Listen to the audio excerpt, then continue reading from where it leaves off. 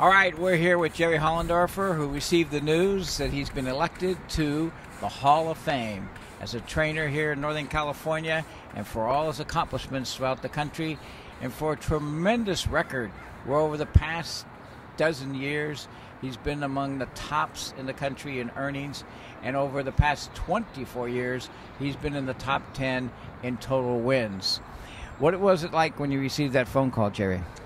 Just real nice. I'm honored to and very grateful to be placed in the Hall of Fame with all the people that I've been watching all these years, and it's nice to be put in there with some of those very important people. Obviously, over the last few years, you've had a lot of success. In 2010, 5 Grade 1 wins. That kind of helped establish you as a Hall of Famer? Well, I've been lucky to have the owners that put those kind of horses in my barn, and you have to produce, but if you don't ever get the opportunity to train those kind of horses, then you can't win those stakes. So I'm thankful for those horses and the people that put them there. When you start out over 30 years ago being a trainer, I don't think you think of becoming a Hall of Fame trainer. No, I can remember back when I was happy to get my first win up at Vallejo. So I never dreamed of any Hall of Fame back then, but it's been a nice, long, and rewarding journey, and I've gotten to work with a lot of really nice people, and I've had a lot of people that have worked very hard for me, and that's why I'm there, because of them and not for everything that I did.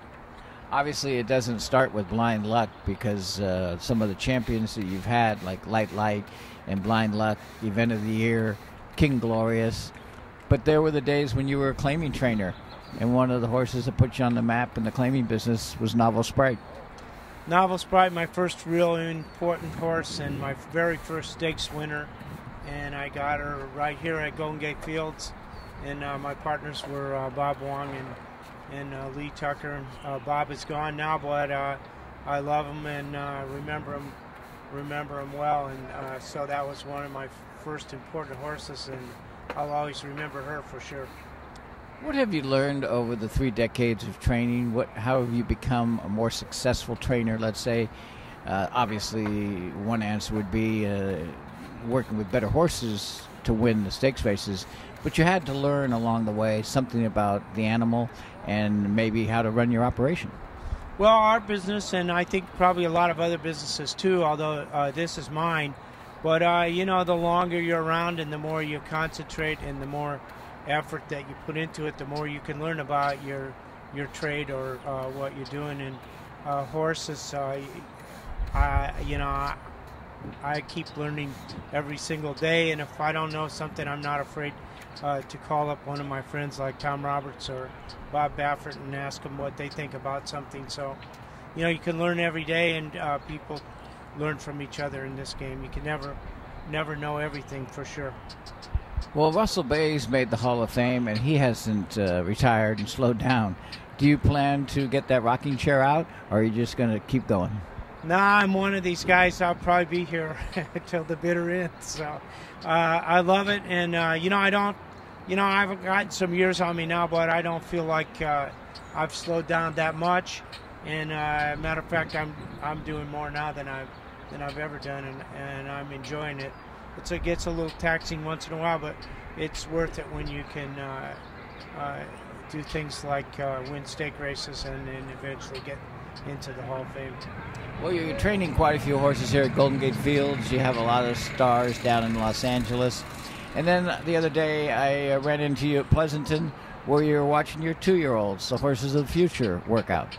Yeah, I have a really good guy over there that's good with 2-year-olds and helping me train over there. And I put a lot of my 2-year-olds at Pleasanton, and I put a lot of them down at Hollywood Park too. But I have a lot of horses I'm getting ready over at Pleasanton, and hopefully those will be ready to run. So a lot of them up here in Northern California, and hopefully a lot of them down towards the end of Hollywood Park and at Del Mar too. Well, you're going to have to start getting ready for your speech for that big August ceremony. Well, they're going to get a speech, but it's not going to be a real long one. I want to be short and sweet, so people don't have to listen to me that much. How are you going to celebrate tonight? I think I'm not going to do much celebrating. I'm going to do what I usually do and keep my routine. One important part of your staff is Janet Hollendorfer. Yeah, she's probably the most important part of what I do, and she's been there for all these years, and she's the catalyst that keeps everything together, and the manager that knows where everything is, and the glue that holds things together when they're starting to come apart. So she's being a big part of this and deserves as much of the credit as I do. And trainers get all the credit because they're listed for the wins, but it's all the other people that do the work that makes you win the races. And obviously the most challenging thing is to get a good horse, but then to keep him or her sound.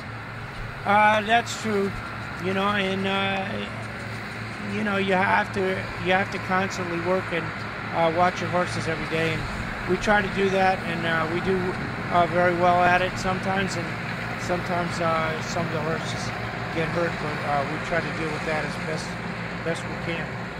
Well, as you look back on your career, and you received the news today, and it'll be throughout the Racing Form and the Blood Horse and all the publications and on the news, you have to be very proud of your accomplishments when you look back at how long you've been at it, and it's finally reached an award where you're being recognized by your peers as a Hall of Famer. Well, yeah, it's nice, and it's not just me though. Like I said, if you don't have good owners and people working for you, then you can never get into a position to get into the Hall of Fame. So I'm very grateful and thankful for every good thing that's happened to me. Jerry Hollendorfer, trackside at Golden Gate Fields, became a member of the Hall of Fame of Racing.